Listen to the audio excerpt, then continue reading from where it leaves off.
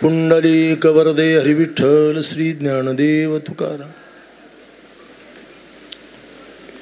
समचरणं सरोजं सान्द्रनीलाबुदाभं जगननिहितपानी मंडनं मंडनानां तरुणतुलसीमाला कंदरं कंजनेत्रं सदयधवलहासं विठ्ठलं चिंतयामि.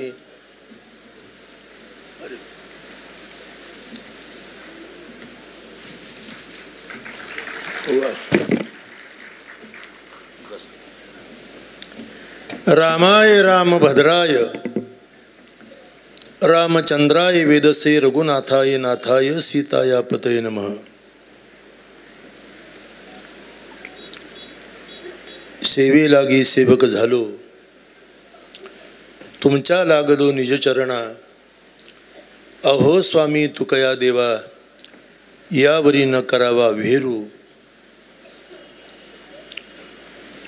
शरण शरण एकनाथा, पायी माथा ठेविला. नका पाहू गुणदोष, झालो दास पायाचा. आता मज उपेक्षिता, नाही सत्ता पुली. तुका म्हणे भागवत, केले श्रुत सकळा. जगद्गुरु तुकोबऱ्यांच्या अभंग संहितेतील शांती ब्रह्म संत एकनाथ महाराजांचं स्तवन करणारा, प्रार्थना करणारा आणि महाराजांना विज्ञापना करणारा, एकार्थानं विनंती करणारा संत तुकोबरायांचा हा अभंग आज मुद्दाम मी विवेचनाला निवडलेला आहे. पारंपरिक गाथेमध्ये हा अभंग छापलेला नाही.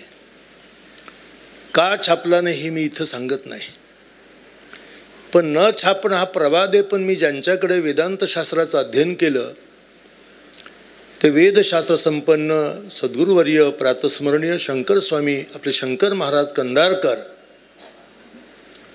यांनी मात्र या अभंगावर उत्तम प्रकारचं भाष्य लिहिलेलं आहे. आणि आपल्याही परंपरेमध्ये हा अभंग विनवणीच्या स्वरूपात, प्रार्थनेच्या स्वरूपात म्हटला जातो. खरं तर या कार्यक्रमाची मोठी अपूर्वता आहे, विलक्षणता आहे. संत शांतीब्रह्म संत एकनाथ महाराजांच्या समाधीचा चतुशतकोत्तर म्हणजे 450 वर्ष परिपूर्ण झाली. त्याही बरोबर नाथांच्या सिद्ध प्रज्ञेतून साकारलेला भागवत ग्रंथ, त्याही ग्रंथाचा 425वा उत्सव मोठ्या उत्कटतेनं श्रद्धेनं संपन्न व्हावा म्हणून गेली अनेक वर्ष ज्यांच्या अविरत प्रयत्न आणि अविरत कष्ट अशा प्रकारचे आहेत. नाथ महाराजांच्याच अनुवंशजामध्ये आणि महाराष्ट्रातील संपूर्ण तरुणांचं स्फूर्तिस्थान, श्रद्धास्थान बनलेले, एका अर्थानं वारकऱ्यांच्या कंठातला एक कौस्तुभमणी म्हटला तरी काय वेगळा नव्हे असे गुरुवर्य योगीराजजी महाराज, जे नाथ महाराजांच्या परंपरेमध्ये 14वे अनुवंशज आहेत. वारकरी संप्रदायामध्ये वंश परंपरेचं मूल्य फार मोठं आहे. जगद्गुरु तुकोबऱ्यांची वांशिक परंपरा, नाथांची वांशिक परंपरा, या नामदेवांची वांशिक परंपरा आज प्रातस्मरणीय सद्गुरुवर्य सरदार महाराज यांच्या पोटी आमच्या महाराजांनी खरं तर जन्म घेतला. पण आपल्या कर्तृत्वानं, प्रयत्नानं त्यांनी ही परंपरा इतकी उज्ज्वल आणि इतकी मोठी केली की आतापर्यंत अशा प्रकारचं काही घडलेलं नाही, प्रक्रिया घडलेली नाही. हे कार्य पाहून मला असं वाटायला लागलं, माझे ज्येष्ठ गुरुबंधू परिव्राजकाचार्य स्वामी अमृताश्रमजी महाराज, कारण आमच्या दोघांच्याही महंताई कुंभमेळ्यात बरोबर झालेल्या आहेत. आता ते थोडा त्यांचा आश्रम बदलला, परंपरा त्यांनी बदलवली. मी मात्र वारकरीच राहिलो अजून.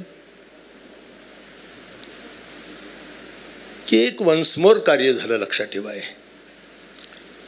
अघटित घडलेलं या प्रतिष्ठान परंपरेमध्ये किंवा या परंपरेमध्ये जगद्गुरु तुकाराम महाराजांनी नाथांचं वर्णन करावं, स्तवन करावं, असा एक अपूर्व प्रसंग आहे हा. आता संत तुकोबरायांच्या चरित्राचा, अभंगाचा मी अभ्यासक असल्यामुळे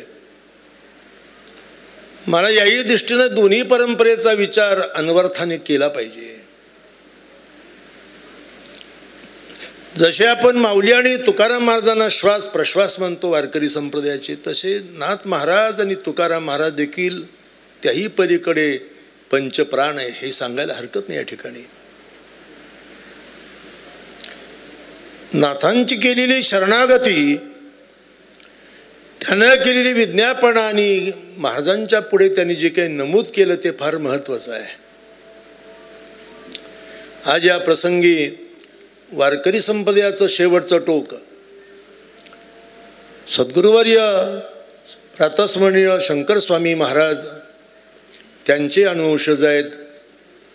इतरही मंडळी या ठिकाणी, आता विशेष करून महान योगी सदानंद बाबा योगीराज महाराजांच्या प्रेमाकरता आणि या कार्याला आशीर्वाद देण्याकरता या ठिकाणी उपस्थित, ही अत्यंत उल्लेखनीय बाब आहे.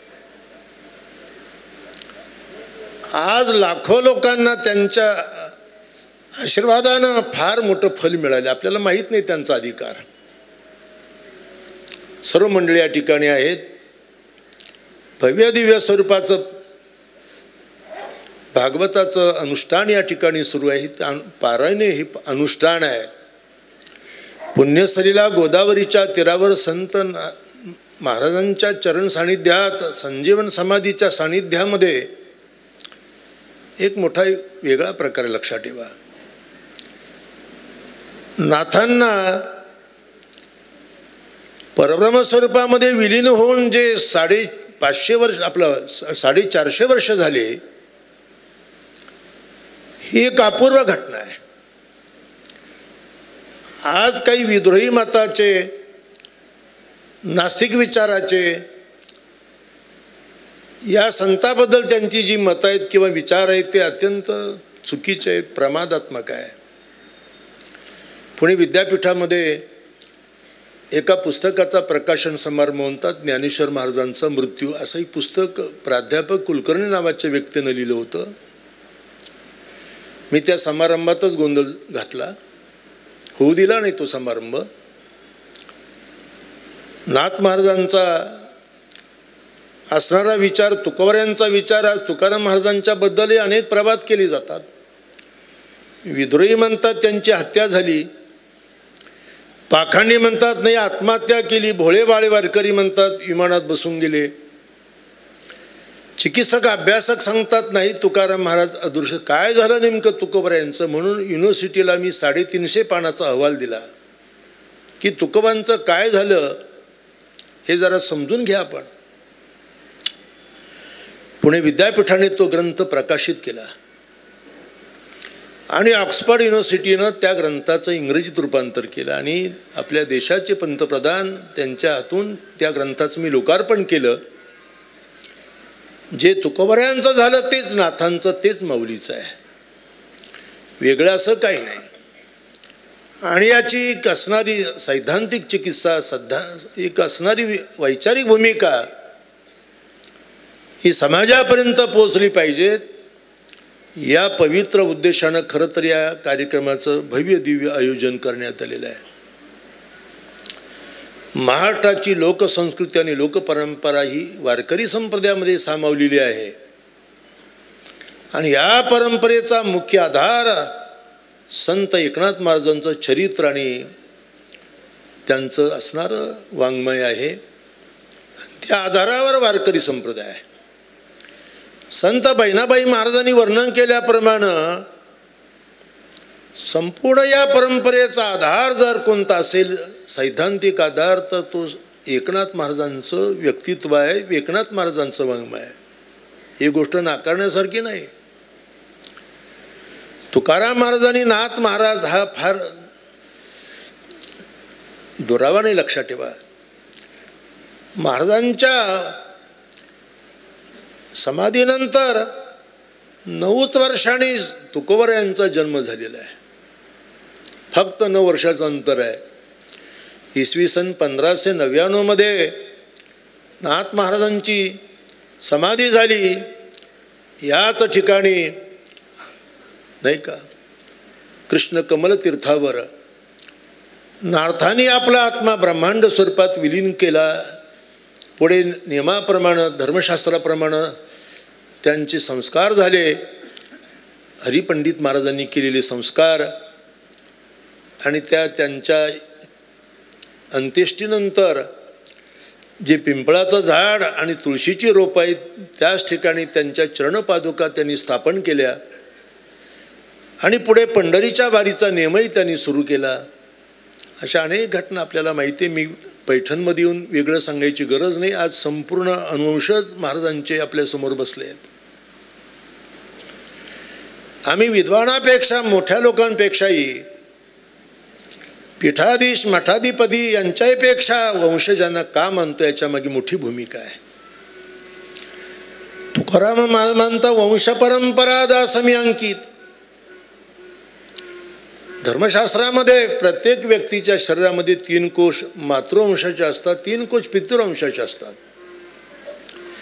आपल्या आईचं रज आणि पित्याचं वीर्य मिळून आपलं शरीर बनलेलं आहे. महर्षी वाघभट्टांनी भूतविज्ञान प्रकरणामध्ये या गोष्टी प्रकर्षानं मांडलेल्या आहेत. याचा अर्थ जे आपण अपत्य निर्माण करतो, या अपत्यामध्ये आपल्या स्वतःचं वीर्य 28 असतं आणि मागच्या पितरांचं 56 असतं. आपल्या बापाचं 21, आजोबाचं 15, पंजोबाचं 10, खापर पंजोबाचं 6, 6व्या पिढीचं 3 आणि 7व्या पिढीचा 1 अंश असतो. 1, 3, 6, 10, 15, 21 आणि 28 या परिमाणात वीर्यतंतू, रजतंतू प्रत्येकाच्या शरीरात आहेत. म्हणून परंपरेनं आलेलं ज्ञानभक्तीचं अनुष्ठान संतवर्यांनी केलेलं, अगदी थेट संत भानुदास महाराजांपासून नाथ महाराजांपर्यंत, तिथून पुढे 14वी पिढी आमचे गुरुवर्य योगीराज महाराजांनी अशा पद्धतीनं ते काम करतायत. याला मोठं महत्त्व आहे, लक्षात ठेवा.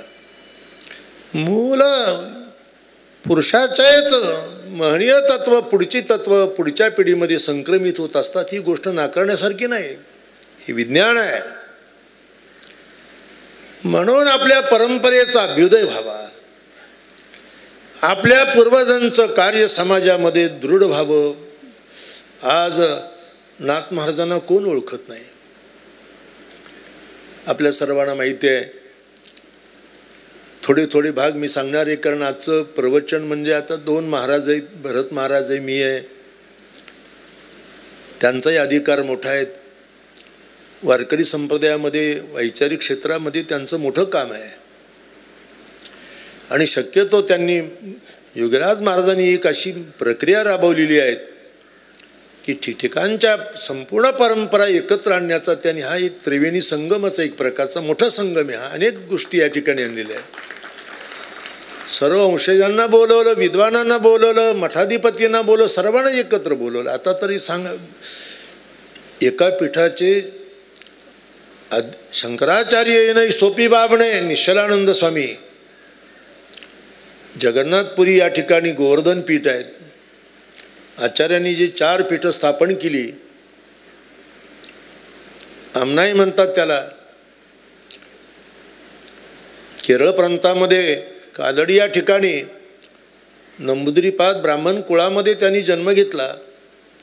शिवगुरु आणि आर्यंबाच्या पोटी जन्माला आले.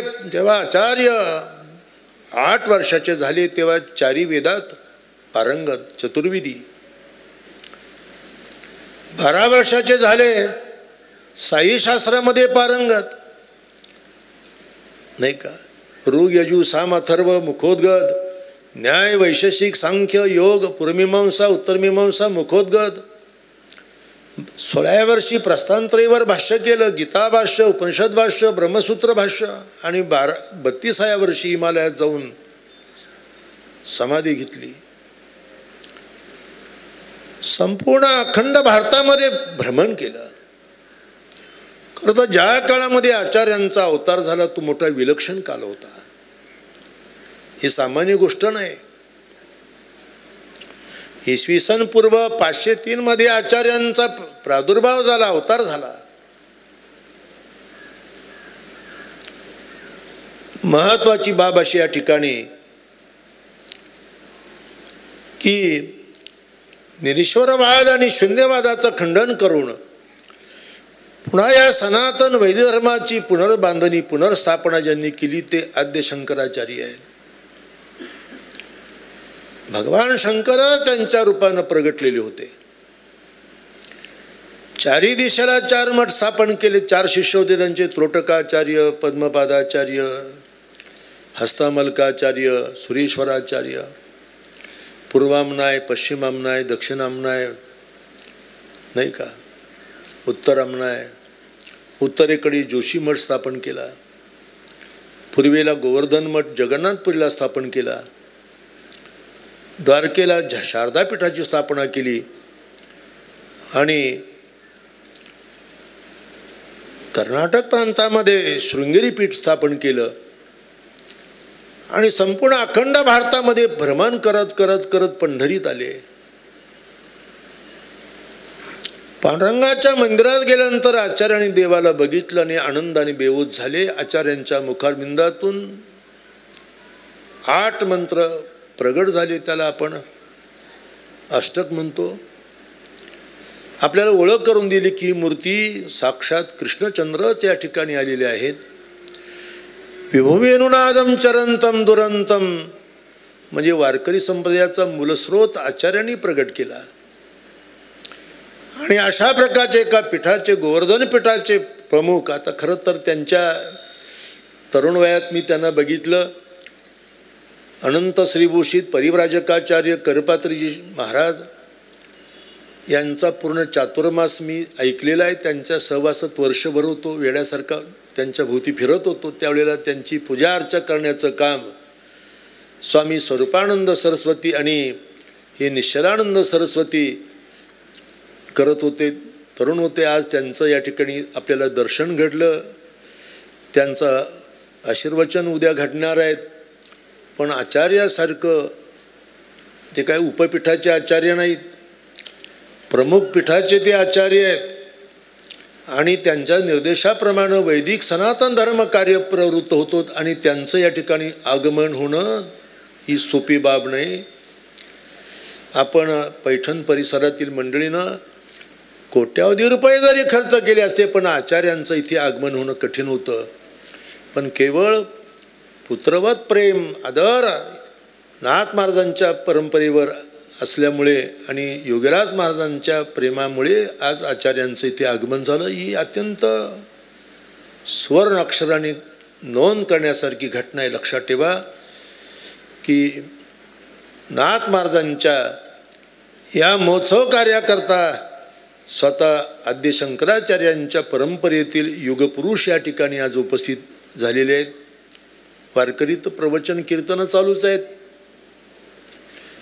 नाथ महाराज यांच्या ज्ञानभक्तीच्या परंपरा, गुरुपरंपरा जरी स्वतंत्र असल्या परंतु मूळ परंपरा आमचे कुळी पंढरीचा नेम, भानुदास महाराजांचा अभंग आहे नाही का. पंढरीच्या वारीचा नेम होता. माऊली आणि तुकाराम महाराज एका अर्थानं बघितले तर त्यांना भक्तीचा, परमार्थाचा प्रचार प्रसार करायला काही सुलभत्व होतं. माऊलीच्या कालामध्ये यादवांचं राज्य, स्वातंत्र्य. तुकोबऱ्यांच्या कालामध्ये स्वराज्य, राजा छत्रपती. अडचणी होत्या नाथ महाराजांच्या कार्यकालात. माऊली आणि तुकोबऱ्यांच्या मध्ये नाथांचा अवतार झाला. माऊली आज आपल्याला माऊली जे कळतायत, ज्ञानेश्वरी जे आपल्या उपलब्ध आहे, याला मूळ कारण या परंपरेचं योगदान आहे, नाथांचं योगदान आहे. मला 2 गोष्टी सांगा. ही प्रवचनं नाही, इथे आपली फक्त उपस्थिती हजेरी आहेत. नाथांच्या चरणारविंदी आपली सेवा रुजू करायची आहे. 2 गोष्टी या परंपरेनं, नाथ महाराजांच्या परंपरेनं आपल्याला दिलेल्या आहेत. नाथ महाराजांमुळे आपल्याला ज्ञानेश्वरी उपलब्ध झाली. नाथ महाराजांमुळे पंढरपूरची यात्रा सुरू झाली. हो, कर्नाटक प्रांतामध्ये अनागुंदी विजयनगरचे राजा, सम्राट राजा होते कृष्णदेवराय, पंढरीला आले. पांडुरंग मूर्तीचा ऐश्वर्य पाहून, भक्तांचा जल्लोष पाहून त्यांना इच्छा झाली की मूर्ती उचलून आपल्या राज्यात न्यावी. म्हणून बलात्काराने ती मूर्ती उचलून राज्यात नेली. वेगवेगळ्या पद्धतीनं त्यांनी केलं ते सर्व. राजवाड्यामध्ये भव्य मंदिर बांधलं, मूर्तीची स्थापना केली. तुंगभद्रेच्या तीरावर विजयनगर, अनागुंदी ही दुसरं नाव आहे त्याचं. आणि इकडे आषाढी वारी करता संत आले, पण देवळात देव नाही. सर्व लोक कासावीस झाले. काय उपयोग? आकाशामध्ये किती जरी अशा प्रकारचे तारे नक्षत्र जरी असले, पण जोपर्यंत सूर्य उगवत नाही, रात्र मावळत नाही, तोपर्यंत उपयोग नाही. तसाच प्रकार नुद्धरी जय, नुद्धरी जय, नुद्धरी जय, गोपाळे विन नुद्धरी जय. सर्व संत कासावीस झाले. पंढरीच्या वाळवंटामध्ये संत सभा भरली आणि त्या सभेमध्ये संत भानुदास महाराज, की ज्या वंशामध्ये नाथ महाराजांचा अवतार झाला, जन्म झाला. नाथ महाराज हे अवतारी संत होते. 66 वर्षाचं आयुष्य आणि बालपणापासूनच भक्तीचे, ज्ञानाचे संस्कार मिळत गेले. आता संपूर्ण चरित्र सांगायला, आता खरं तर विद्यापीठामध्ये नाथ महाराजांचं चरित्र आणि विचारावर माझ्या माहितीप्रमाणे 22-23 प्रबंध झालेले आहेत, मोठमोठे ग्रंथ झालेले आहेत. पुणे विद्यापीठात झाले, सर्वत्र झालेत. काल नाथांच्या नावानं अध्यासन सुरू व्हावं. आता अध्यासनात काय चालतं मी कशाला सांगत बसू तुम्हाला, काही नाही. परंतु आज युगराज महाराज जे काम करतायत ते अध्यासनच आहे. खरं सांगतो तुम्हाला, अध्यासनापेक्षाही प्रभावी काम त्यांच्या मिशनच्या द्वारा त्यांनी जी संस्था स्थापन केली त्याच्याद्वारा चालू आहे. आणि याच्यातूनच नाथ महाराजांचं संपूर्ण अशा प्रकारचं आपल्याला कळणार आहे. सांगण्याचा भाग असा की भानुदास महाराजांनी आश्वासित केलं, चिंता करू नका, अनागुंदीला जाऊन देवाला मी परत आणतो. आपल्या भक्ती सामर्थ्याने पांडुरंगाची मूर्ती त्यांनी पंढरीत परत आणली. आषाढीला जे गेले ते कार्तिकीलाच परत आले. तोपर्यंत सर्व वारकरी आश्वासन दिल्याप्रमाणे पंढरपुरातच भजन कीर्तन करत बसले. आजही ती परंपरा तशीच आहे. आषाढी ते कार्तिकी, देव शयनी आणि देवप्रबोधिनी 2 रथोत्सव जे होता याचं मूळ कारण, नाहीतर ती मूर्ती जर आली नसती तर पंढरपूरने अदृष्टात्र देवताच नाही तर वारकरी संप्रदायाने काय कुणाकडे गेले असते. एक लक्षात ठेवण्यासारखा भाग आहे, अनंत उपकार या परंपरेचे महाराष्ट्राच्या संस्कृतीवर, महाराष्ट्राच्या वारकरी परंपरेवर. दुसरी गोष्ट अशी आहे, माऊलींनी समाधी घेतल्यानंतर 200 वर्ष समाधी निर्जन अवस्थेत, काही कुणाला थांग पत्ता नव्हता. आणि म्हणून निमित्त केलं. आता ज्ञानेश्वरी अबद्ध झाली होती, त्याच्या प्रत्येक प्रकारच्या लिहिण्यात, वाचण्यात, अभ्यासामध्ये चुकीच्या घडत होत्या. या गोष्टी जरी असल्या पण मुख्य महत्त्वाची गोष्ट समाधी मंदिराचा जीर्णोद्धार व्हावा ही मूळ संकल्पना. नाथांच्या स्वप्नात गेले, श्रीज्ञानदेवी उणी स्वप्नात. हा इतिहास नाकारण्यासारखा आणि वारकरी पंथाचा इतिहास आहे. सांगितली मात मज लागी, दिव्य तेज पुंज मदनाचा पुतळा, परब्रह्म केवळा बोलत असे. स्वप्नात जाऊन सांगितलं, नाथा लवकर या समान, आळंदीला या. येऊनी आळंदी स्थळी काडी अजान वृक्षाची मुळी कंठाशी लागली. ऐसे स्वप्न होता अलो अलंकापुरी. तव नंदी माझारी देखिले द्वार. नेमकी समाधी कुठे कळायला मार्ग नव्हता. परमादरणीय श्रद्धेय योगीराज महाराजांनी ज्या ठिकाणी नाथांनी बसून अनुष्ठान केलं, चिंतन केलं आणि समाधीचा प्रतिशोध घेतला, त्याही ठिकाणाचा जीर्णोद्धार केला. तिथे आता मोठा उत्सव व्हायला लागले. जे आतापर्यंत आता वंशजांनी काही राग म्हणू नये आमच्या बोलण्याचा, पण तुम्हाला कोणालाही शक्य झालं नाही. पिढ्यानपिढ्या ते आमच्या योगीराज महाराजांनी केलं,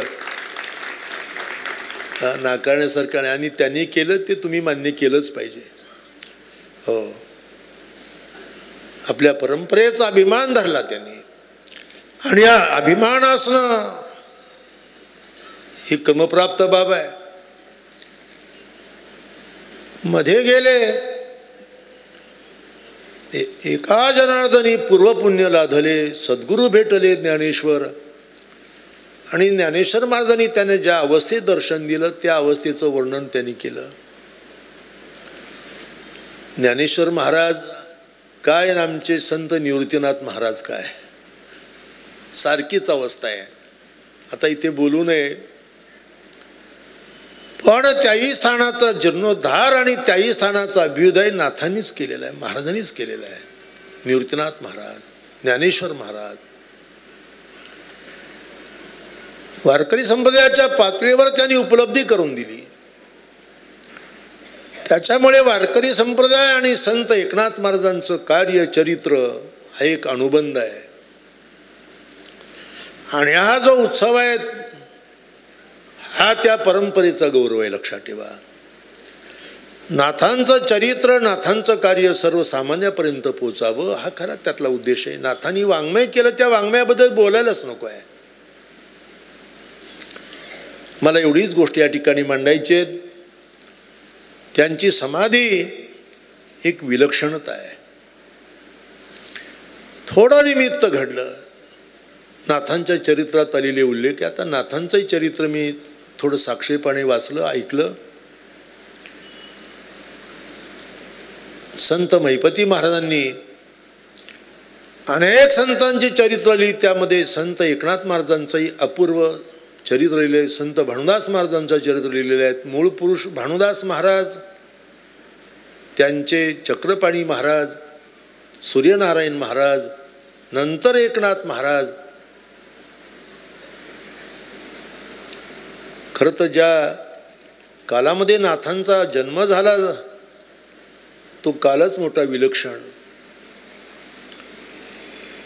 माय आणि बाप सूर्यनारायण महाराज आणि मातोश्री नाथांच्या बालपणातच त्यांना अपमृत्यू आला. सांभाळ आजोबानं केला, कोणी राहिलं नव्हतं म्हणून एका म्हणत. परंपरा आहे मोठी. ज्या नक्षत्रावर जन्म झाला ते मूळ नक्षत्र. धर्मशास्त्र सांगते मूळ नक्षत्रावर जन्माला आलेली पोरं महिन्याच्या आत आईबापांचा नाश करतात. तशीच घटना घडली त्यांच्या आयुष्यात. मला सांगण्याचा भाग या ठिकाणी खूप मोठा. त्यांनी लवकरच गुरुपरंपरा प्राप्त झाली. संत जनार्दन स्वामी महाराज सद्गुरू भेटले. शूलभंजन पर्वतावर त्यांनी अनुष्ठान केलं. काही सांगायला हरकत नाही. आज त्या ठिकाणची असणारी जी शिळा आहेत, जसे आता शिळा मंदिर आहेत, तुकाराम महाराजांनी अनुष्ठान केलं 13 दिवस शिळेवर. ती शिळा ढकलत पुढे वंशजांनी मंदिरात आणली. त्याच्यावर मंदिर बांधलं, शिळा मंदिर. त्याचा जीर्णोद्धार झाला. पंतप्रधानांनी त्याचं उद्घाटन केलं. पण त्याच्याही आधी ज्या शिळेवर बसून नाथाने अनुष्ठान केलं शूलभंजन पर्वतावर आपल्या सद्गुरू आज्ञेनं, एका दत्तजयंती महोत्सवात मी गेलो होतो. ती शिळा अशी वाजवून पाहिली. आजही त्या शिळेतून निषादापासून दैवतापर्यंतचे स्वर निघतात. आसपास दगड वाजवले तर ते असे डबडब वाजतात. ज्या शिळेवर नाथाने अनुष्ठान केले त्या शिळेला आजही स्पंदन आहेत. तिथे त्यांना प्रभू दत्तात्रयाने दर्शन दिलं, सद्गुरूंचा प्रसाद मिळाला. अनेक बाबी आहेत. मी काही पुन्हा त्याची आवृत्ती करायचं काम नाही. अपूर्वता या चरित्राची. आणि म्हणून आज या दृष्टीनं हा विचार या ठिकाणी आहे.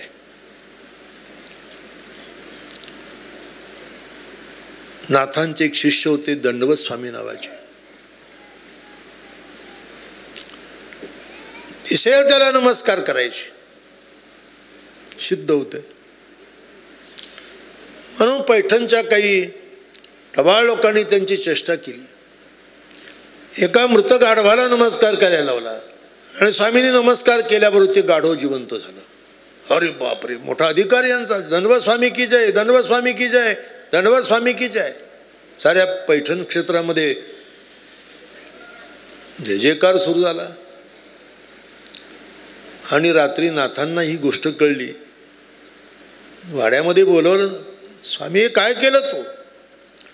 एका मृत गाढवाला नमस्कार केला, जिवंत केलं, म्हणजे काय पुरुषार्थ केला का रे मूर्खा? भविष्यात लोक मरतील, त्याची प्रेत तुझ्याकडे घेऊन येतील, म्हणतील याला नमस्कार करा, जिवंत करा. नाही झालं तर तुला लोक मारतील, झोडतील, त्रास देतील. हे काय केलं तू? दंडवत स्वामी भयभीत झाले. काय करू नाथा मी? मग काय नाही म्हणजे समाधी घेऊन टाक. त्यांनी लगेच डोळे झाकले. पण पैठणमध्ये टवाळ पिकलं की नाथ महाराजांनी एका परमहंस साधूला आत्महत्या करायला लावली. आणि याच पैठणच्या नागनाथाच्या घाटावर सभा भरली. त्या सभेमध्ये विचारलं, काय केलं तुम्ही? एका परमहंसाला तुम्ही आत्महत्या करायला लावली. नाथ म्हणाले, मी असं काही केलं नाही. त्याला समज दिली, त्याने डोळे झाकले, मी काय करू? त्यात एक शहाणा ब्राह्मण होता. तो म्हणाले, नाथा काही नाही, तुम्ही जर निर्दोष असाल तर म्हणले हा जो नंदी आहे, पाषाण नंदी, याला चारा खायला लावा. आणि जर चारा खाल्ला तर तुम्ही निर्दोष. नाथ म्हणाले, ठीक आहे, प्रयत्न करून बघतो. त्यांनी कडब्याची पिंडी घेतली, त्या नंदी पुढे गेले आणि नंदीला आवाहन केलं, ब्राह्मण देवतेची इच्छा आहे, तू चारा खाव म्हणून. शब्द उच्चारल्याबरोबर त्या नंदीनं भली मोठी जीभ बाहेर काढली. नाथांच्या हातातला ओरमडून खायला लागले. लोकांना वाटलं, बापरे, त्यांनी तर मेलेला गाढव जिवंत केला, पाण्याने दगडाचा नंदी जिवंत केला. निश्चितपणे नाथांचा अधिकार मोठा आहे. नाथांचा जय जयकार सुरू झाला. नाथ महाराज की जय, नाथ महाराज की जय. पण नाथांनाही पश्चाताप झाला की दंडवत स्वामीपेक्षाही मी मोठी चूक केली. तो नंदी उठला आणि याच कृष्ण कमल तीर्थावर त्याने गोदावरीमध्ये जलसमाधी घेतली. नाथांना वाटलं माझ्यामुळे अशा घटना घडत आहे. दंडवत स्वामीची नंदीची समाधी आपल्याला माहिती आहे जवळजवळ. आणि म्हणून नाथांनी देखील गोदावरीमध्ये आपलं पंचभौतिक शरीर समर्पण केलं. योगी असल्यामुळे, भक्तीच्या परमोच्च अवस्थेला असल्यामुळे आपला आत्मा ब्रह्मांडामध्ये विलीन करून टाकला. आपल्या स्थूल सूक्ष्म देहातले परमाणु ईश्वराच्या विराट रूपात विलीन केले. चित्ताई उपाधी नष्ट होता, तिच्यातलं उपहित चैतन्य सर्वाधिष्ठानभूत चैतन्यात विलीन केलं. आणि नाथ महाराज कीर्तन करत करत गेले, भजन कीर्तन करत गेले. तिथे शरीर दिलं, ते पार्थिव बाहेर काढलं, त्याला अग्निसंस्कार झाले. पिंपळ तुळशी उगवल्या आपल्याला माहिती आहे. असा त्यांचा अधिकार. या घटनेला 450 वर्ष झाले. आणि नाथांच्या आयुष्यातला सर्वात मोठा प्रकल्प जर कोणता असेल, हे दुसरं निमित्त आहे भागवताचं. भागवत एक अपूर्व ग्रंथ आहे. मी माझ्या आयुष्यामध्ये अनेक सत्पुरुषांची भागवत ऐकली. मी नर्मदेला परिक्रमा करत असताना ऋषिकेशच्या ठिकाणी गंगा स्नानाला गेलो परिक्रमा करून. आणि त्या ठिकाणी एका महापुरुषाचं भागवत सुरू होतं, स्वामी करपात्रीजींचं. आजच्या या स्वामींचे सद्गुरू.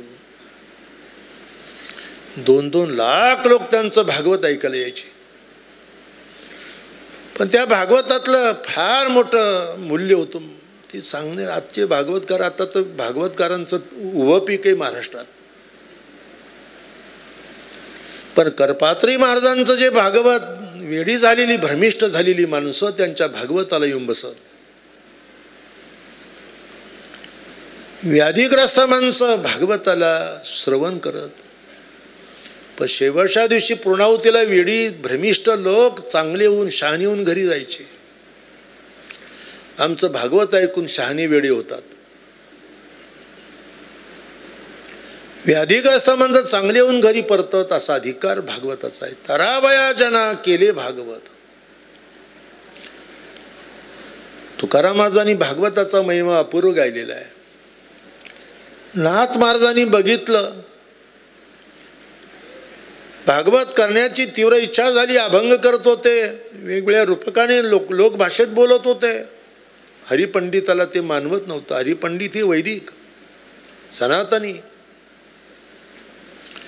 नाथ संत असल्यामुळे सर्वसामान्यांचा उद्धार. बाबा खरं वारकरी संप्रदायानं प्रेरणा घेतली नाथ महाराजांपासून. सर्वसामान्याच्या उद्धाराकरता प्रयत्न. स्त्री असो, शूद्र असो, ब्राह्मण असो, सर्वांचा उद्धार नाथ महाराजांनी केला. त्यांचं चरित्रच मोठं अमोघ आहे. मध्यंतरी पुण्यामध्ये ख्रिश्चन धर्माचे सर्वोच्च धर्मगुरू बेंडिट पोप आले होते. मी तेव्हा युनिव्हर्सिटीमध्ये चेअरवर होतो. आणि पुण्याचे बिशप थॉमस डाबरे आणि युनिव्हर्सिटीमध्ये येऊन मला विनंती केली की पोप साहेबांना तुमच्याशी धर्मचर्चा करायची आहे. पोप आणि माझ्यामध्ये चर्चा झाली युनिव्हर्सिटी हॉलमध्ये.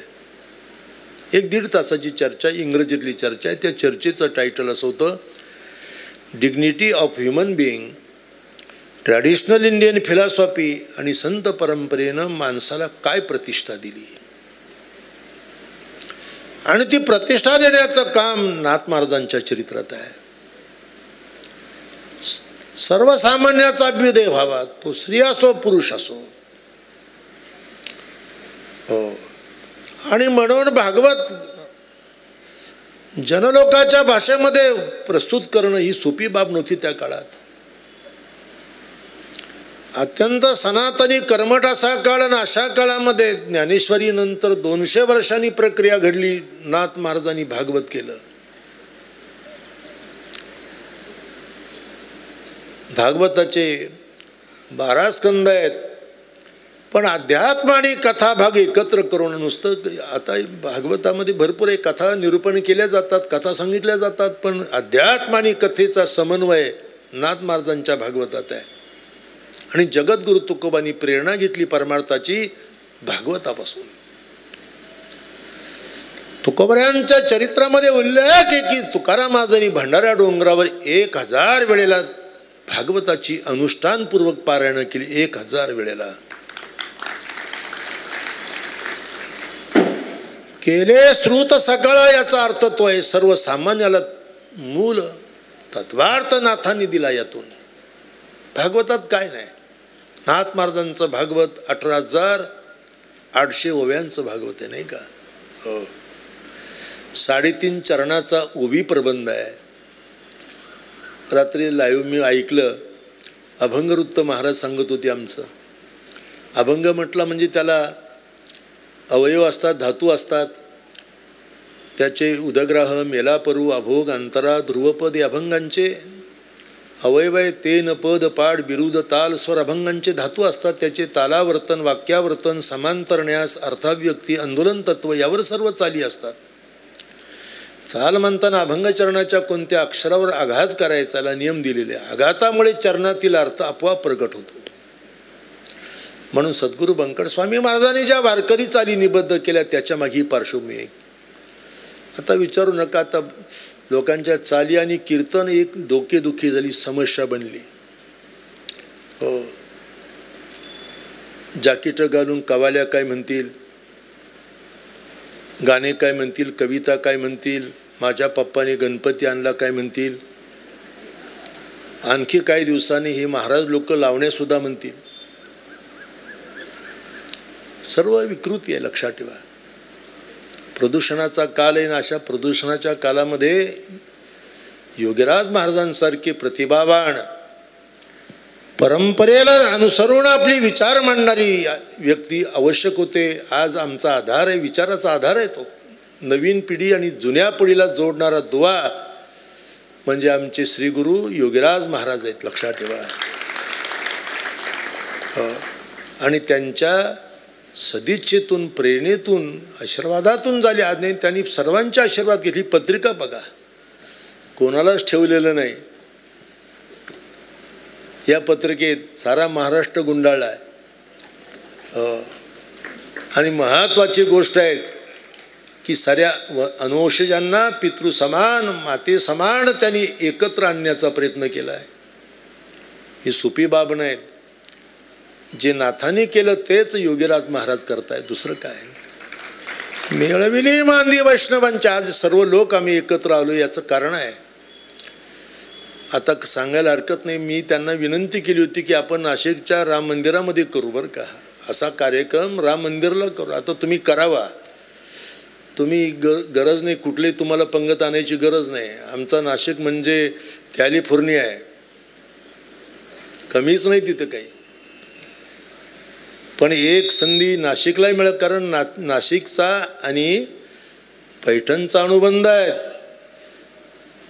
नाथांनी 5 अध्याय, पण या क्षेत्रामधील पुण्यसलीला गोदावरीच्या तीरावर पण राहिलेले 26 अध्याय हे काशीमध्ये मनकर्णिकेच्या घाटावर लिहिलेले आहेत. लक्षात ठेवा, 31 अध्यायाचा हा ग्रंथ भागवत.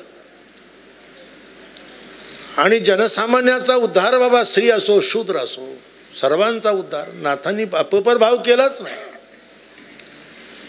आजही नाथांच्या परिवारामध्ये सर्व जाती जमातीचे लोक आहेत आणि महाराज सर्वांना सांभाळून घेतात.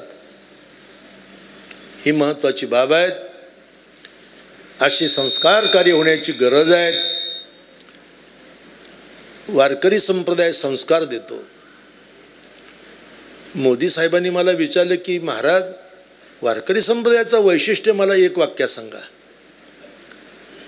मला या वारकरी संप्रदायामध्ये संस्कार आणि संस्कृतीचं प्राधान्य आहे. हा देशाला 2 कलंक आहेत, व्यभिचार आणि भ्रष्टाचार, नाही का. हा देशामध्ये 3.5% तरुण रक्ताने बाधित आहे. आणि भ्रष्टाचाराच्या बाबतीत तर महाराष्ट्र अव्वल ठरला. अशा आपत्तीच्या कालामध्ये आज या महोत्सवाची आता हा उत्सव नाही, हा महोत्सव आहे. आणि काल महाराजांनी म्हटल्याप्रमाणे हा भाविकांचा नाथ सागर उसळलेला या ठिकाणी खरं आहे. तसा पलीकडे 100 TMCचा नाथ सागर आहे. सर्व पाणी नाशिकचं आहे.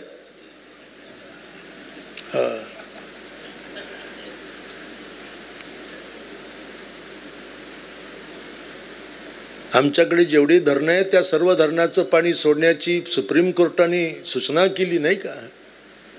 काळजी करू नका मराठवाड्यातली मंडळी. पण नाशिकला सुद्धा असा नाथसागर होऊ द्या, एवढीच आमची विनंती आहे. आणि महाराजांच्या संबंधी संपूर्ण महाराष्ट्राला आकर्षण आहे. आज तेलंगणा, आंध्रा, कर्नाटक सर्वत्र त्यांना सारखे लोक बोलावतात, निमंत्रण देतात. आपला निज उद्योग सांभाळून, परंपरा सांभाळून ते संप्रदायाच्या प्रचार प्रसाराचं काम करतात. ही सर्वात महत्त्वाची बाब आहेत. आम्ही काही सांगायला तुम्हाला इथे आलो नाही. नाथांच्या या पवित्र भूमीला, या चरणधुलीला अभिवंदन करण्याच्या निमित्तानं आम्ही आलेलो आहोत. पुष्कळ बोलण्यासारखे विषय, पण पुढचं पण आपल्याला ऐकायचं आहे. आज या उत्सवाच्या निमित्तानं जो काही एक प्रकारचा हा चतुशतकोत्तर रौप्य महोत्सव, म्हणजे हा 424वा नाथांचा संजीवन समाधीचा उत्सव आणि भागवताचा उत्सव. संस्कृत भाषा जगाला कळत नव्हती, लोक भक्ती ज्ञानापासून वंचित होते, म्हणून नाथांनी धाडस केलं. हरिपंडितांना विरोध केला. हरिपंडिताला त्यांनी सूचना केली, इशारा केला, बाबा देवाशी नाही वाचाभिमान, संस्कृत प्राकृत त्या समान, ज्या वाणी झाले ब्रह्मकथन त्या भाषा श्रीकृष्ण संतोषी. धर्माची भाषा संस्कृत असो वा प्राकृत असो, ज्या वाणीनं देव संतुष्ट होईल, प्रसन्न होईल ती देवाला चालणारी भाषा आहे. म्हणून आज महाराष्ट्रामध्ये हा समृद्ध समाज जो तयार झाला ज्ञानभक्तीने, याला कारण संत एकनाथ महाराजांचे अनंत उपकार आपल्यावर आहेत. हे नाकारता येण्यासारखी गोष्ट नाही. अशाच पद्धतीचं सांप्रदायिक कार्य करण्याकरता, कारण या कार्यातून आमच्या असं लक्षात येतं की हळूहळू हा वारकरी संप्रदाय विश्वधर्माकडे वाटचाल करतो आहे. लक्षात ठेवा. आता सारं पैठणगाव, पैठणचे सर्व लोक जरी प्रयत्न केला असता तर सरसंघ चालक मोहनजी भागवत इथं येणं सोपं होतं का? सोपी बाब नाहीत. पण त्यांना आमच्या महाराजांचं आकर्षण आहे की ही व्यक्ती धर्माचं काम करू शकेल, संप्रदायाचं काम करू शकेल, जनसामान्याच्या अभ्युदयाचं काम करू शकेल, अशी अंतःकरणात त्यांची इच्छा तळमळ असल्यामुळे आज त्यांच्या हाकेला त्यांनी प्रतिसाद दिला. या ठिकाणी त्यांनी येऊन आपल्याला प्रबोधन केलं, आशीर्वाद दिले. शंकराचार्य महाराज या ठिकाणी आलेत, मोठी मोठे महाराज या ठिकाणी येत आहेत. सारा महाराष्ट्रातला आता खरी वारीमध्ये आला. काल बसलो होतो आम्ही चैतन्य महाराज, शेखर महाराजांकडे बसलो होतो. म्हणले अरे आम्ही फार वंचित राहिलो. जर म्हणले पौर्णिमेला सुरू झालं असतं, चतुर्दशीला सुरू झालं असतं तर पुढे आम्ही पण आलो असतो. पण म्हणलं नाही, पण आता आटोपल्यानंतर जा. म्हटले काय अडचण काय तुम्हाला? पण ठीक आहे, त्यांनी मुहूर्ताला महत्त्व दिलं नाही का. पौर्णिमा मुहूर्त आहे काशीमध्ये. पौर्णिमेला, कार्तिकी पौर्णिमेला हा ग्रंथ परिपूर्ण झाला. महाराज नाशिकला एक होऊ द्या, कारण भावार्थ रामायण नाशिकला झालं नाही का. कपिला गोदावरीच्या संगमावर नाथ महाराजांनी तिथे ते केलेलं आहे. काशीमध्ये मनकर्णिकेच्या घाटावर खऱ्या अर्थानं भागवताची परिपूर्ती झालेली आहेत. आणि म्हणून त्या ठिकाणच्या संन्याशांनी, बैराग्यानी, ब्रह्मवृंदाने, वेदशास्त्र संपन्न ब्राह्मणांनी पहिल्यांदा विरोध केला. प्राकृतमध्ये नको आहेत, धर्मशास्त्र संस्कृत भाषेत पाहिजे. पण जेव्हा तो अध्याय 5 अध्याय एका भाविकानं नेले होते, जेव्हा नाथ काशीला गेले तेव्हा ते वाचून दाखवले. त्यांना राग आला, संताप आला, विरोध केला. पण नंतर मात्र ते सर्व झाल्यानंतर गंगेत टाकला भागवत. गंगा मातेनं तो पुन्हा परत केला आणि मग हातीवरून मिरवणूक निघाली. अशी कथा आहे मोठी एक प्रकारची नाथांच्या भागवताची. आणि प्रस्थानत्रयीमधला सर्वात महत्त्वाचा ग्रंथ ज्ञानेश्वरी, नाथांचं भागवत आणि जगद्गुरु तुकोबर यांची गाथा, ही प्रस्थानत्रयी आपली वारकऱ्यांची. आणि त्या खरं तर ज्ञानेश्वरी आणि गाथा याच्यातला सर्व सिद्धांत, सर्व तत्वार्थ भागवतात आलेला आहे.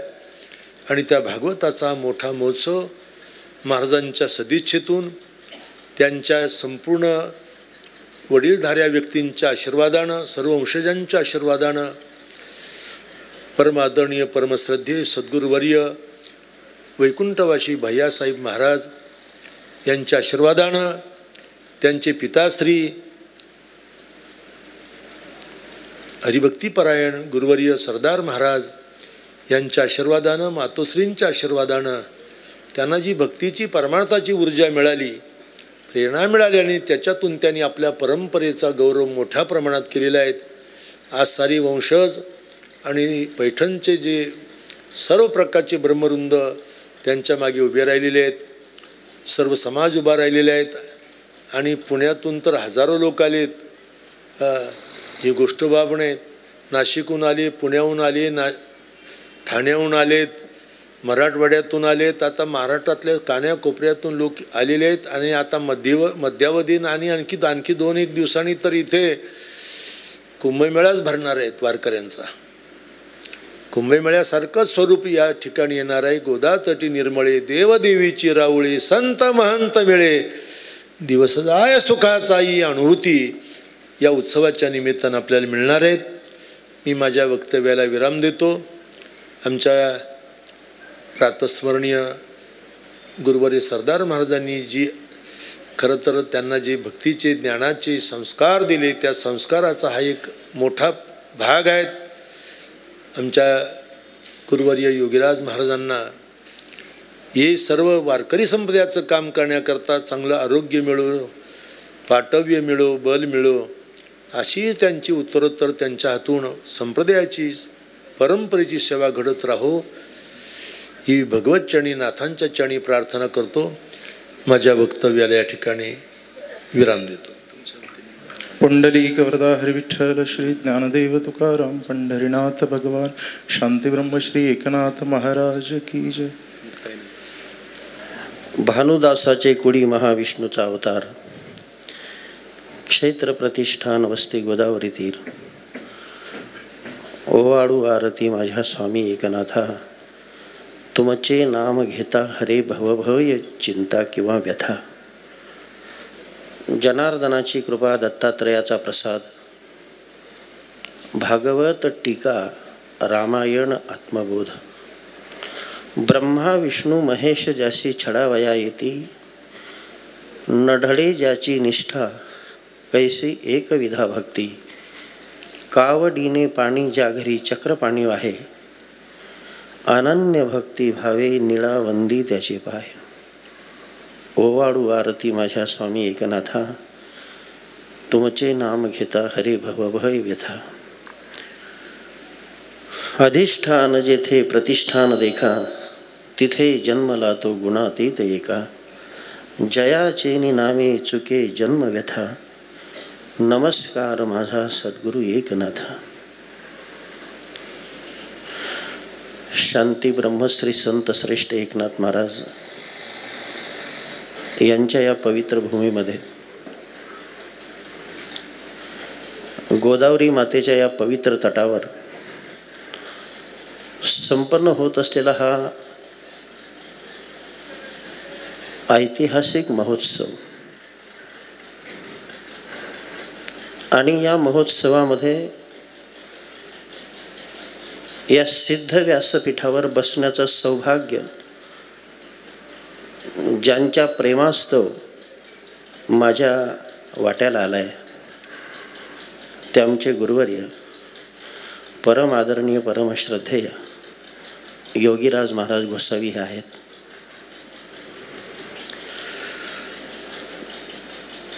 महोत्सव कोणत्या निमित्तानं आहे हे आता सांगण्याची गरज नाही, सगळ्यांच्या डोळ्यासमोर फलक दिसतोय.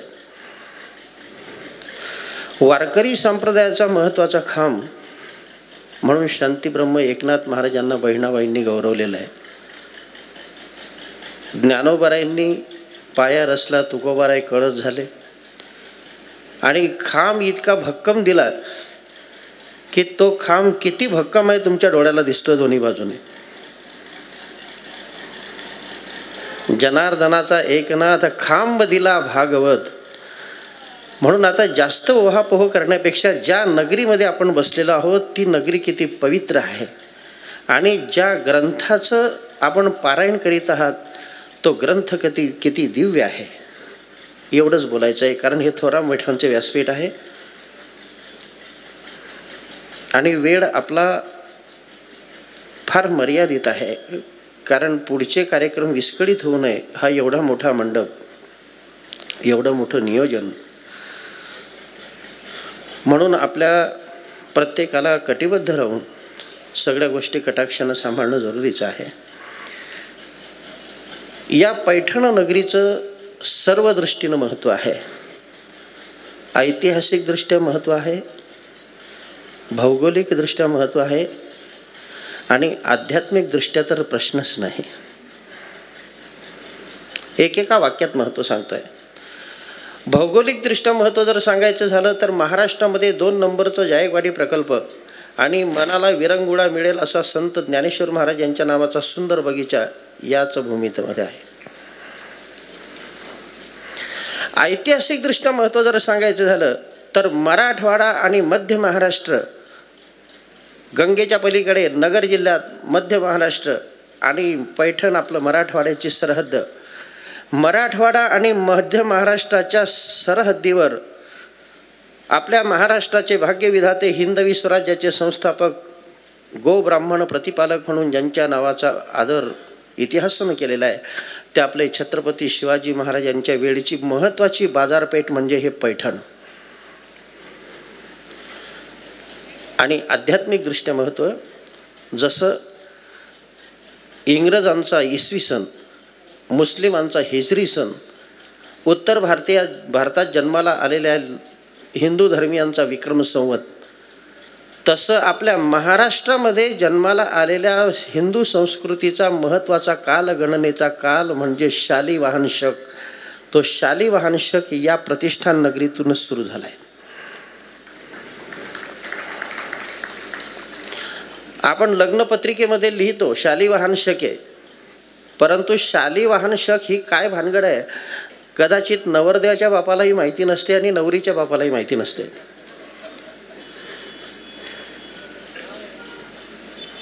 परंतु आपली ज्ञानेश्वरी कधी लिहिली गेली याची आठवण आमच्या ज्ञानोबारायांनी या शालिवाहन शकातून करून दिली आहे. शके 1212 तै टीका केली ज्ञानेश्वरे, सच्चिदानंद बाबा आदरे लेखकू झाला.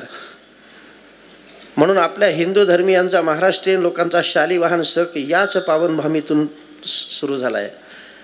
आणि आपल्या महाराष्ट्राला पावन करणारी ही गोदावरी माता याच भूमीमध्ये तुमच्या आमच्या पारमार्थिक संस्काराला वृद्धिंगत करण्याकरता या वारकरी संप्रदायाला ज्यांनी भक्कम खांब दिला त्या शांती ब्रह्मश्री संत श्रेष्ठ एकनाथ महाराजांचाही जन्म इथंच झालेला आहे.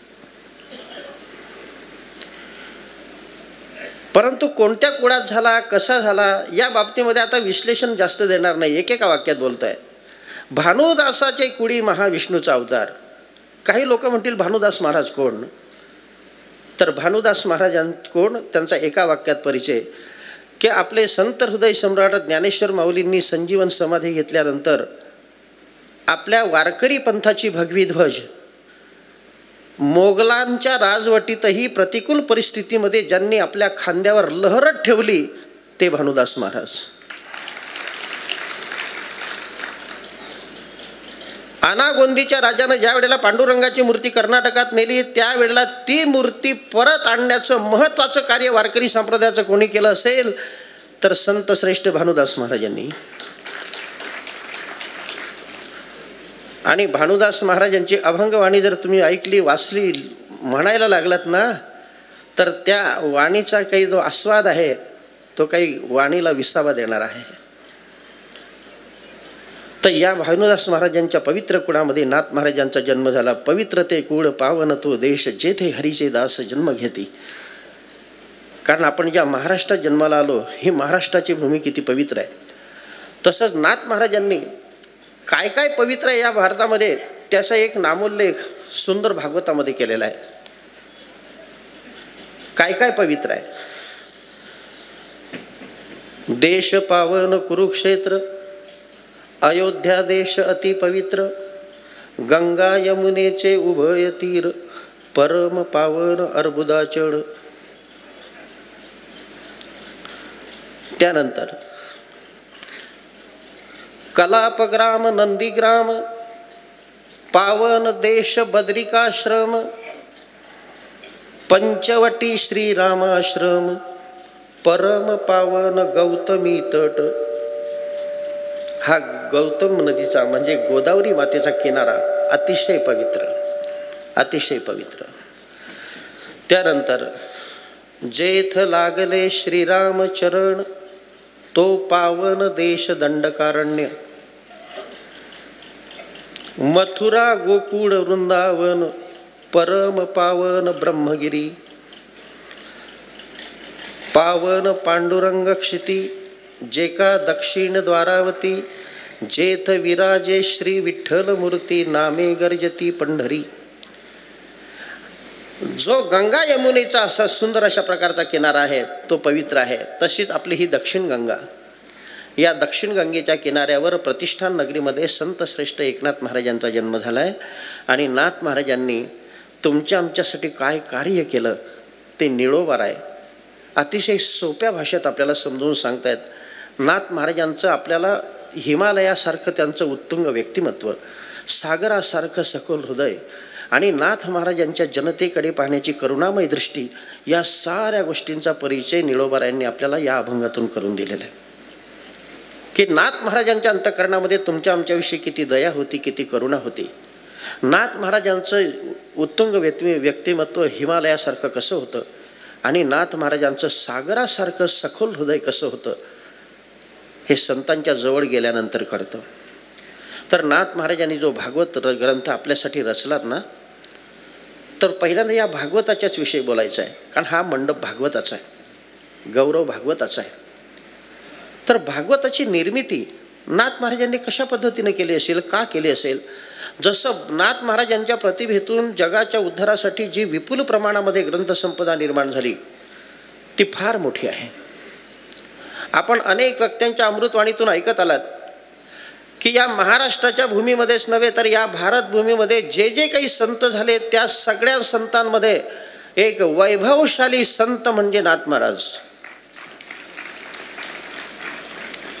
की सरस्वती आणि लक्ष्मी या दोघही देवता ज्यांच्या घरी गुण्या गोविंदानं नांदल्यात ते एकमेव संत म्हणजे एकनाथ महाराज. नाथ महाराजांच्या घरची लक्ष्मी तर पाहण्याचं कामच नाही की ज्यांच्या घरी पोथीला आलेल्या लोकांना दररोज पुरणपोळीचं जेवण, ऐकायला आलेल्या लोकांना दररोज वाटीभर खडीसाखर, हे नाथ महाराजांचं वैभव. आणि नाथ महाराजांची सरस्वती, नाथ महाराजांची वाङ्मय सेवा एवढी मोठी की जेवढे संत झाले तेवढ्यांमध्ये सगळ्यात मोठी ग्रंथसंपदा कोणाची जर असेल तर नाथ महाराजांची. तर नाथ महाराजांचे किती ग्रंथ आहेत हे आपल्या सर्वांना जरी माहिती असले तरी भागवत, टीका, रामायण, आत्मबोध या अभंगामध्ये जो उल्लेख आहे त्या पद्धतीनं आपण दृष्टिक्षेप टाकायला हरकत नाही. नाथ महाराजांचा ग्रंथ चतुश्लोकी भागवत, आनंद लहरी, चिरंजीवपद, स्वात्मसुख, लघुगीता, हस्तामलक, त्यानंतर हे तरुण माता भगिनींनी लग्नाच्या अगोदर जरूर वाचला गेला पाहिजे असा जो ग्रंथ आहे त्याचं नाव आहे रुक्मिणी स्वयंवर.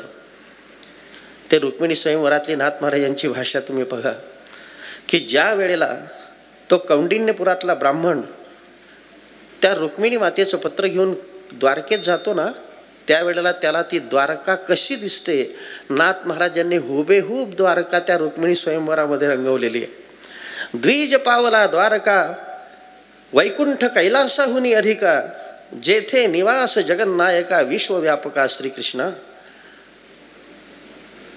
आता रुक्मिणी स्वयंवर आपल्याला सांगायचं नाही, फक्त ग्रंथ सांगतोय. त्यानंतर नाथ महाराजांच्या जीवनातला पुढचा महत्त्वाचा ग्रंथ एकनाथी भागवत आणि गाथा, गवळणी, भारुड, हे तर अनेकविध प्रकरण, हरिपाठ. आणि नाथ महाराजांच्या जीवनातली शेवटची वाङ्मयीन कलाकृती की महाराष्ट्रीयन भाषेच्या गळ्यातला कौस्तुभमणी ज्याला म्हणून ओळखलं जातं, तो शेवटचा ग्रंथ, त्याचं नाव आहे भावार्थ रामायण. तर या भागवताच्या बाबतीमध्ये जसं भगवान प्रभू रामचंद्रांनी रामायण आपल्याला स्वतः ऐकायचं आहे म्हणून नाथ महाराजांच्या स्वप्नात येऊन त्यांना उठवलं, केले असता सुषुप्ती शयन, स्वये राम पाठी धापटी आपण. का बरं प्रभू रामचंद्रांना असं वाटत असेल की प्रभू नाथ महाराजांच्या मुखातून आपण रामायण श्रवण केलं पाहिजे? तर त्या प्रभू रामचंद्रांनाही असं वाटलं की ज्या वेळेला आपण अश्वमेध यज्ञ केला त्या अश्वमेध यज्ञाच्या वेळेला लवकुशाच्या मुखातून जितकं सुंदर रामायण आपलं ऐकलं, त्याच्यानंतर रामायण सांगणारा इतका गंधर्व मला कोणीच दिसला नाही. लवकुशाच्या नंतर इतकं सुंदर रामायण सांगणारा अभिनव गंधर्व कोण असेल तर आमचे नाथ महाराज. म्हणून नाथ महाराजांना आग्रह प्रभू रामचंद्रांनी धरला आणि त्यांच्या आग्रहास्तव भावार्थ रामायण लिहिलं. लक्षात ठेवा, आपल्याला कोणत्याच रामायणाविषयी विरोध नाही, सगळ्या रामायणाचा आपल्याला आदर आहे. महर्षी वाल्मिकांचं रामायण तर सगळ्या रामायणाची चौकट आहे. उत्तर भारतीयांचं आणि आपलंही श्रद्धास्थान गोस्वामी तुलसीदासांचं रामचरितमानस हाही आपला श्रद्धेचा भाग आहे. परंतु आपल्या बापाचा ठेवा इतका मोठा आहे, आपल्या बापाचा खजिना इतका मोठा आहे की आपल्याला दुसरीकडे जाण्याची गरजच नाही. त्या भावार्थ रामायणाच्या 38,000 ओव्या ज्या भाग्यवंतानं वाचल्या ना त्याला दुसरीकडे फिरायची गरजच नाही. अभ्यासू लोकांना कदाचित जाणवत असेल की ज्या वेळेला दूरदर्शनवर रामायण मालिका सुरू झाली. त्या रामायण मालिकेचे कर्ते रामानंद सागरजी, आदरणीय रामानंद सागरजी यांनी जो रामायणातला भाग घेतला आहे त्यामध्ये 70% भाग भावार्थ रामायणातला आहे, बाकीचे इतर आहेत. तर जसं हे रामायण प्रभू रामचंद्रांच्या आज्ञेनं लिहिलं तसं ज्या भागवताचं आपण पारायण या पावनभूमीमध्ये करीत आहात ते भागवत नाथ महाराजांनी कसं लिहिलं असेल, का लिहिलं असेल, तर अनेक महात्म्यांच्या अमृतवाणीतून जसं ऐकलं तसं बोलतोय की जसं अर्जुनाच्या मोहनी वृत्ती करता भगवान श्रीकृष्णानं अर्जुनाला गीता सांगितली कुरुक्षेत्रावर 5000 वर्षापूर्वी. 5000 वर्षाचा काल गेला परंतु त्या गीतेचा पाहिजे तसा उपयोग लोकांना झाल्यासारखा दिसला नाही. म्हणून तोच परमात्मा विठ्ठल या रूपात पंढरपुरात आला आणि त्याने ज्ञानोबारायांचा अवतार धारण करून गीता जेणे उपदेशिली तीही उभी विटेवरी माऊली तोची अवतार धरी अलंकापुरी ज्ञानाबाई सुंदरी तारावया. की त्या महाविष्णूनं असा विचार केला की अर्जुनाच्या मोहनिवृत्ती करता अर्जुनाचं निमित्त करून आपण गीता जगाला सांगितली, परंतु जगाला त्याचा पाहिजे तसा उपयोग होताना दिसत नाही, कारण ती गीता संस्कृतात आहे आणि संस्कृत भाषा जगाशी कडेना म्हणूनही नारायणास संकट पडले. म्हणून त्या नारायणाला संकट पडलं आणि तोच नारायण संत श्रेष्ठ ज्ञानेश्वर महाराजांच्या या रूपात अवतीर्ण झालेत आणि त्यांनी ज्ञानेश्वरी लिहिली. तसं ज्ञानोबाराय जसे महाविष्णूचे अवतार तसे आपले एकनाथ महाराज सुद्धा भानुदासाचे कुडी महाविष्णूचा अवतार. या महाविष्णूला कदाचित असं वाटलं असेल की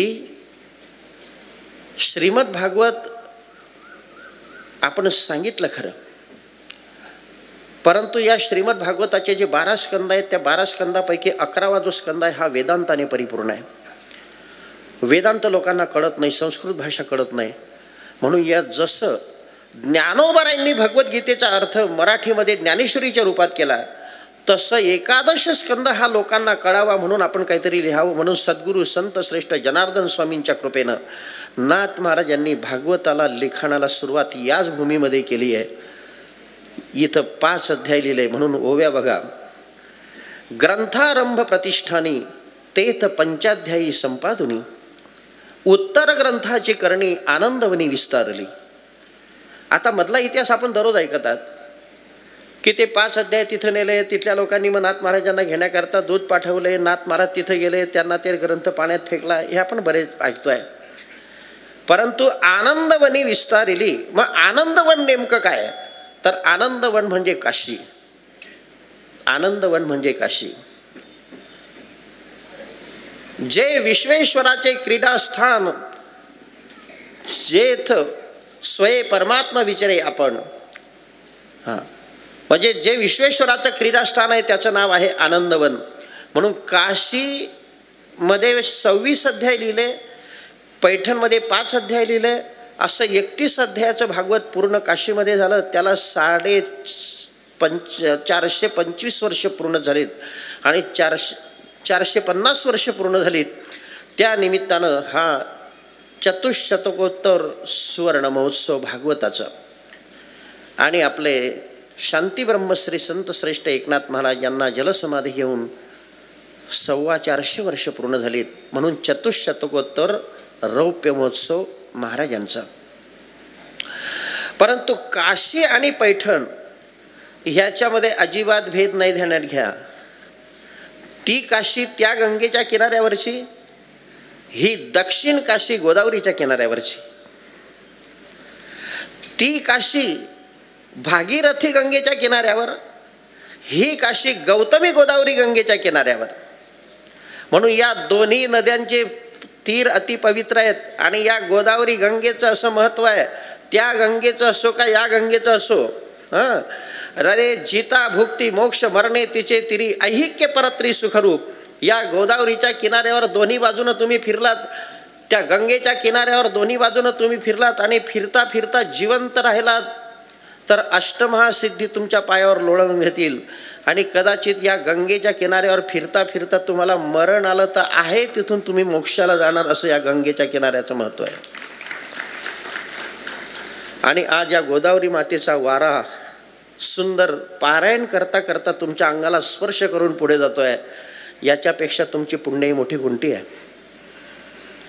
अरे संसारामध्ये तर अनेक वेळ आपण जातो आहे, अनेक दिवस आजपर्यंत आपण आपले गेलेत, परंतु एवढा भाग्याचा क्षण ज्यांच्या दूरदर्शीपणाने आपल्याला मिळाला आहे ते आमचे श्रीगुरू, आमचे परम आदरणीय परमश्रद्धेय गुरुवर्य योगीराज महाराज गोसावी आहेत. कारण एखादा, जसं पंढरपुरामध्ये पांडुरंग परमात्मा आला, ही गोष्ट खरी आहे. तो आला पुंडलिकरायाच्या कृपेनं. तो गोकुळातून आला असेल, वैकुंठातून आला असेल, द्वारकेतून आला असेल, तो भाग वेगळा, परंतु तो परमात्मा तिथून येण्याकरता पहिल्यांदा पुंडलिक जन्माला यावा लागतो. पुंडलिक जन्माला आल्याशिवाय तो पांडुरंग परमात्मा येत नाही. तसा हा एवढा मोठा नाथ महाराजांचा उत्सव करण्याकरता कोणीतरी पुंडलिक जन्माला यावा लागतो, आणि तो पुंडलिक आमचा योगीराज महाराजांच्या रूपात जन्माला आला आहे.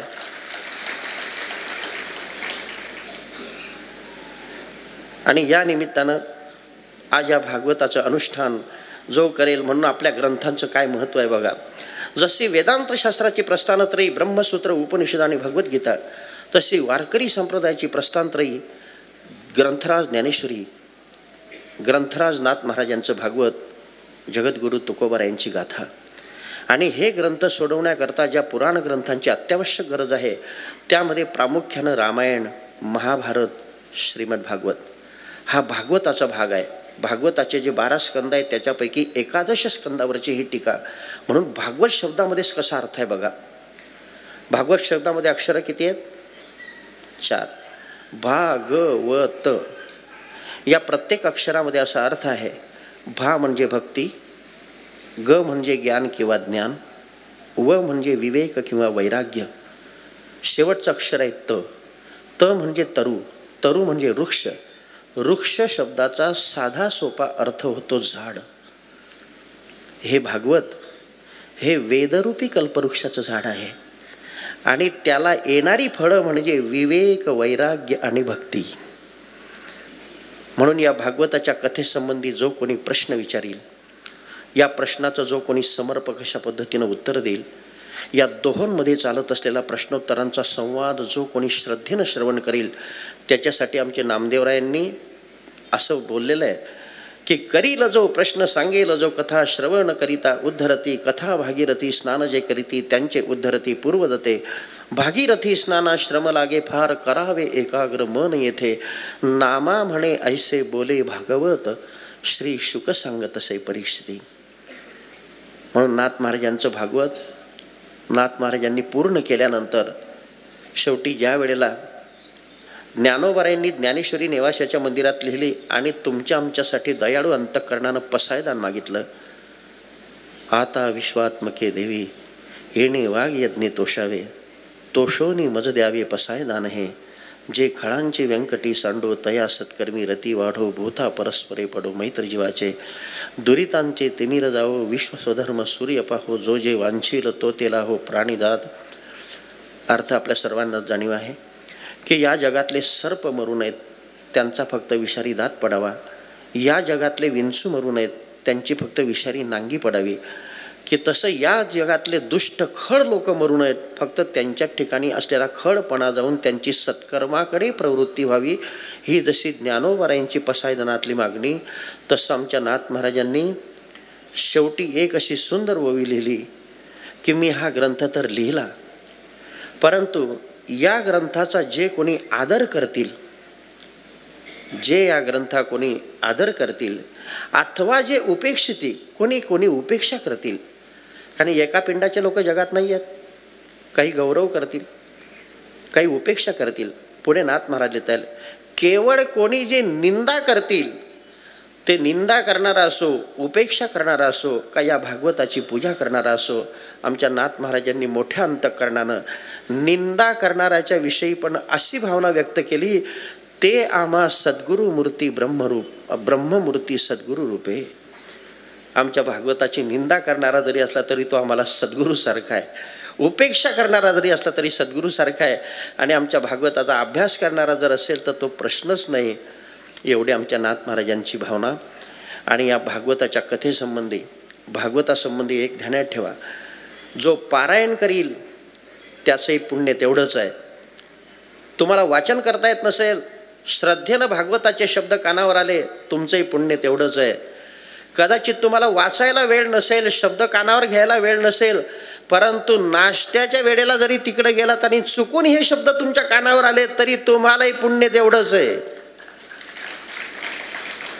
वक्ते श्रोते ग्रंथ पठणे पावती समभाव, वर्णू जाता अगणित महिमा होतो जीवशिव, वंदुनी अनन्य एका जनार्धरी धरी भाव, वर्षती निर्जर ज्ञानदेव नामे पुष्पांचा वृषव. नाथ महाराजांनी ज्ञानोबारायांचं वर्णन अशा स्वरूपाने केलं आहे. म्हणून नाथ महाराजांच्या बाबतीमध्ये आपल्यासारख्या पामरानं काय बोलावं, फक्त तेथे माझा काय कोण तो विचार, वर्णावया पार महिमा त्यांचा, श्री संतांचे माथा चरणावरी साष्टांग हे करी दंडवत. आपल्यामध्ये असलेले पारमार्थिक संस्कार दिवसेंदिवस वृद्धिंगत व्हावे आणि नाथ महाराजांच्या चरणी, संतश्रेष्ठ भानुदास महाराजांच्या चरणी, विजयी पांडुरंगाच्या चरणी हेच की नाथ महाराजांनी ही भक्ती करून ज्यांच्या घरी त्या परमात्म्यानं 36 वर्ष न सांगताना कामं केली. का वडीने पाणी ज्या घरी चक्र पाणी वाहे, अनन्य भक्ती भावे निळावंदी त्याचे पाय. की नाथ महाराज तुम्ही जशी अंतर्मुखतेनं भक्ती केली तशीच भक्ती तुम्ही आम्हाला आमच्याकडून होईल अशी काहीतरी कृपा आमच्यावर करा, अशी काहीतरी कृपा आमच्यावर करा. कारण नाथ महाराजांनी भागवतामध्ये अशा काही सुंदर ओव्या दिलेल्या आहेत. भगवंताचं ध्यान कसं करावं, कोणत्या मूर्तीचं ध्यान करावं, त्या मूर्तीचं ध्यान केल्यानंतर आपली परिस्थिती कशी होणार आहे, या साऱ्या गोष्टी सोप्या सोप्या भाषेमध्ये समजावून सांगण्याचं कौशल्य नाथ महाराजांनी दाखवलं आहे. आणि नाथ महाराजांचं भागवत ज्याने मनपूर्वक वाचलं ना त्याला पहिली कृपा होते अशी की त्याला पहिल्यांदा नाथ महाराजांच्या कृपेनं ज्ञानेश्वरी कळायला लागते. म्हणून ज्याला ज्ञानेश्वरी कळावी असं वाटत असेल तर पहिल्यांदा त्याने भागवताचा अभ्यास करा, भागवताचा अभ्यास करा. जसं तुम्हाला गणिताचे समीकरण सोडवायचे असतील तर पहिल्यांदा तुम्हाला पाढे पाठ पाहिजे आणि पाढ्यांचं जर ज्ञान नसेल तर कॅल्क्युलेटरचेही बटणं चुकतात. तसं तुम्हाला ज्ञानोबारायांची ज्ञानेश्वरी कळावी असं वाटत असेल तर पहिल्यांदा नाथ महाराजांची कृपा संपादन करा. नाथ महाराज जरूर तुम्हाला ज्ञानोबारायांपर्यंत घेऊन जातील. आणि ज्ञानोबारायांची ज्ञानेश्वरी, नाथ महाराजांचं भागवत, तुकोबारायांची गाथा कळाली ना, बाकीचं तुम्हाला जगामध्ये नाही कळालं तरी चालेल. हे सगळं यात आलेलं आहे, बाकी काहीच नाही. म्हणून आता या धर्ममंडपामध्ये वेळेचं फार महत्त्वाचं बंधन आहे. पुढची काही महत्त्वाचे कार्यक्रम आहेत. आता आमचे गुरुवर्य परम आदरणीय परमश्रद्धेय योगीराज महाराज यांच्या नियोजनानुसार आपल्या भगवानगडाचे अधिपती गुरुवर्य हरिभक्तीपरायण नामदेव महाराज शास्त्री यांचं सुश्राव्य कीर्तन होईल. त्याही कीर्तनाचा सर्वांनी लाभ घ्यावा हीच सर्वांची चरणी प्रार्थना. पुंडलिक वरदे हरिविठ्ठल श्री ज्ञानदेव तुकाराम माऊली. विठ्ठला विठ्ठला विठ्ठला विठ्ठला विठ्ठला विठ्ठला विठ्ठला. पुंडलिक वरदे हरिविठ्ठल श्री ज्ञानदेव दत्तात्रय जनार्दन स्वामी एकनाथ महाराज पंढरीनाथ भगवान. आदरणीय हरिभक्तीपरायण श्री भरत महाराज पाटील यांच्याबद्दल माहिती सांगताना खरं तर एक गोष्ट राहून गेली की नाथ महाराजांच्या षष्ठीच्या वेळी प्रत्येकजण आपापल्या फळावरती कीर्तन प्रवचन भजन करतं. पण गेल्या अनेक वर्षांपासून फक्त झेंडूजी महाराज बेळीकर असा एकमेव मठ आहे की तो नाथ षष्ठीच्या 8 दिवस आधीपासून नाथ भागवताचं पारायण शेकड्याच्या संख्येनं करतो. आणि आजच्या पंक्तीच्यासाठी म्हणून 1972 सालापासून म्हणजे जवळपास 50 वर्ष आज या घटनेला होत आहेत की दरवर्षी नाथ भागवताचं पारायण होत आहे.